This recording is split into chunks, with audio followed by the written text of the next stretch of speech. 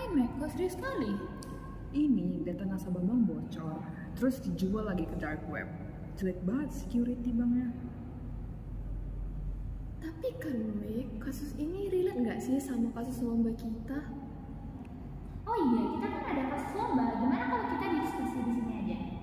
Boleh? Seorang auditor internal di sebuah perusahaan perbankan nasional sedang melakukan audit keuangan di salah satu cabang. Dalam pemeriksaan tersebut, perhatiannya terfokus pada sebuah transaksi pembelian aset yang dilakukan oleh divisi IT. Transaksi itu adalah pembelian satu set hard drive untuk meningkatkan kapasitas penyimpanan data nasabah. Nilai transaksinya dianggap material, namun dalam rentang harga yang wajar. Sebagai sebuah perusahaan di bidang perbankan keuangan, maka sesuai pedoman bahwa perusahaan hanya dapat menggunakan satu jenis produk yang dibuat oleh perusahaan perangkat multinasional yang telah disertifikasi keamanannya.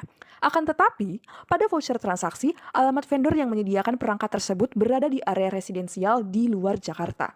Sementara perusahaan perangkat multinasional ini hanya memiliki distributor utama di Jakarta Pusat dan tidak memiliki distributor eceran di daerah lain.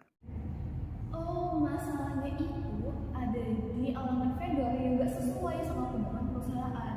Berarti ada kan indikasi fraud di situ? Bisa ya mereka melakukan fraud? Apa nggak takutnya penjara ya?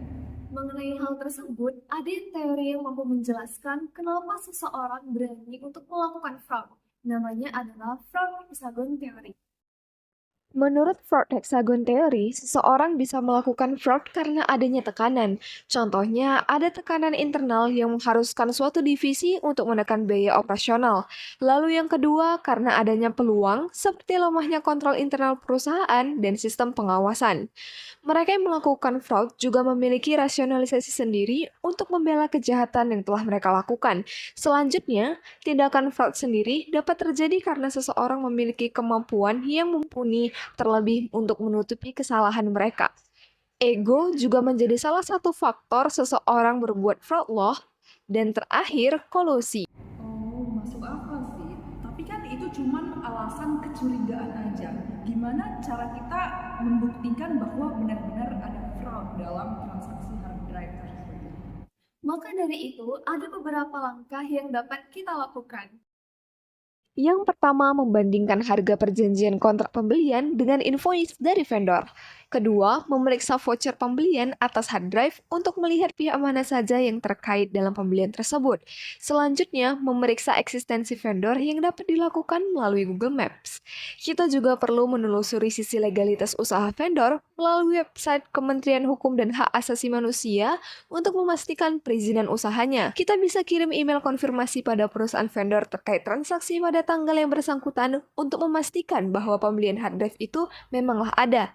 Tapi tidak cukup sampai di situ. Tahap terakhir, kita harus melakukan pemeriksaan langsung ke daerah atau alamat vendor untuk bertanya kepada lingkungan sekitar apakah si vendor benar-benar melakukan kegiatan jual beli hard drive, karena bisa aja semuanya ada dan legal tetapi kegiatan operasionalnya yang fiktif. Tapi kan guys, itu tuh nggak cukup. Kita masih butuh resiko yang material berdampak bagi perusahaan agar audit investigatif atas pembelian harga tersebut bisa kita tindak lanjuti. Nah, kalau gitu kita bisa lihat nilai hard drive yang bersifat material. Hard drive ini kan merupakan aset tetap, jadi akan mempengaruhi akun aset.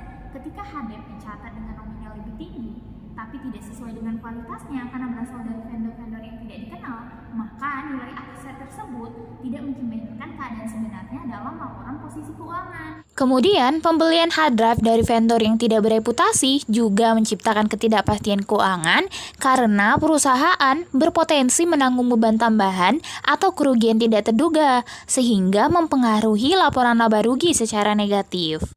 Selain itu, ada beberapa risiko dari transaksi hard drive ini. Yang pertama ialah risiko kolusi dan korupsi.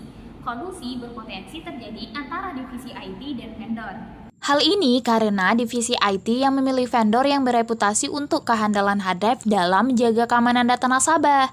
Namun, penyetujuan yang dilakukan oleh divisi pembelian untuk pengadaan IT juga menjadi masalahnya. Dan paling mencurigakan adalah otorisasi yang dilakukan oleh divisi tersebut.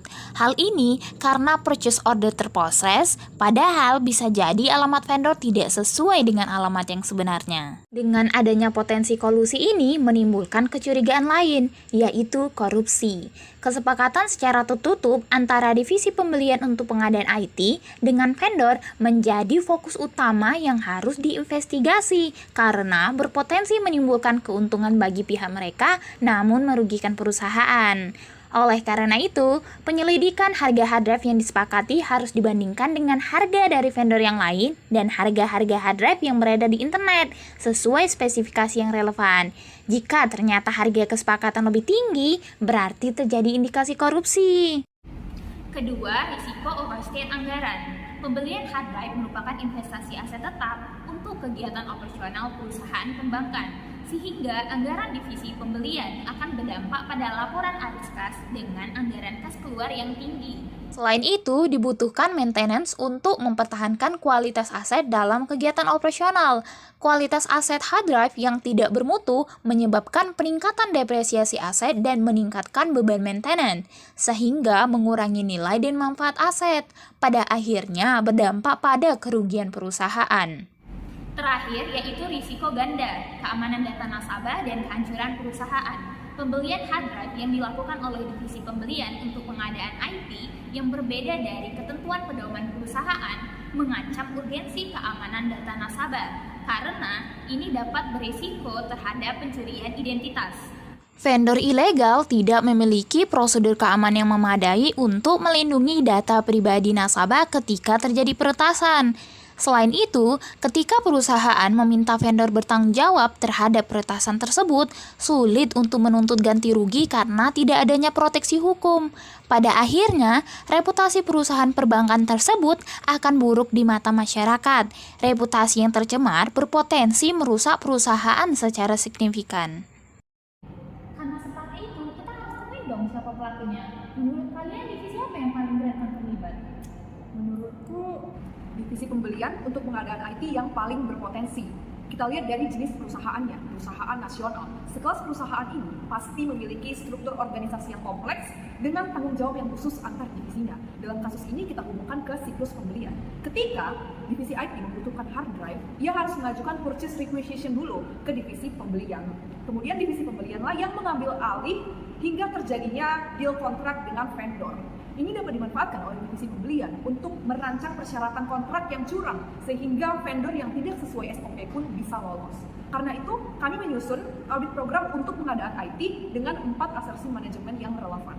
Asersi pertama, existence and occurrence dengan 3 prosedur audit. Pertama, menginspeksi dokumen-dokumen yang relevan untuk memastikan eksistensi beserta otorisasinya oleh pejabat yang berwenang.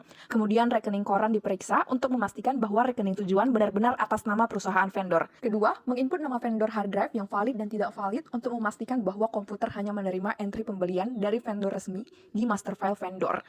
Ketiga, memeriksa indikasi pembatalan pembelian hard drive dari catatan transaksi pembelian untuk memeriksa alasan pembatalan jika ada dan memastikan bahwa pembelian yang sudah dibatalkan tidak digunakan kembali. Asersi kedua, completeness, dengan 1 prosedur audit, yaitu memeriksa kelengkapan dokumen-dokumen yang relevan untuk memastikan bahwa hard drive yang ada sesuai dengan supporting dokumen dalam hal kuantitas dan spesifikasinya. Ketiga, valuations or allocations, yang prosedur auditnya adalah membandingkan catatan akuntansi dengan supporting dokumen terkait pembelian hard drive untuk memastikan bahwa transaksi pembelian telah diinput dengan benar ke dalam sistem akuntansi di periode yang tepat. Terakhir, asersi rights and obligations yang memiliki 2 prosedur, yakni mewawancarai pihak-pihak yang relevan, kemudian meminta keterangan lebih lanjut jika terjadi kecurigaan pada pihak yang diwawancara. Untuk memastikan bahwa pejabat yang relevan benar-benar mengotorisasi dokumen pembelian, mengonfirmasi orang-orang yang bertugas saat memproses pembelian dan menerima barang, serta memastikan bahwa otorisasi tidak dilakukan oleh orang yang sama dengan orang yang mengajukan, mencatat transaksi dan menerima pembelian hard drive. Jadi, kesimpulan dari kasus ini, adanya tindakan fraud yang dilakukan oleh divisi pembelian dalam pengadaan IT yang dapat dianalisis dengan fraud hexagon teori. Kemudian, untuk membuktikan bahwa fraud benar-benar terjadi, dapat dilakukan pengecekan dari sisi vendor. Setelah itu, dilakukan investigasi menyeluruh di lingkungan internal perusahaan dengan menggunakan audit program. Berdasarkan pada temuan yang ada, maka ada beberapa hal yang dapat dilakukan untuk dapat meminimalisir kejadian yang sama agar tidak terulang kembali.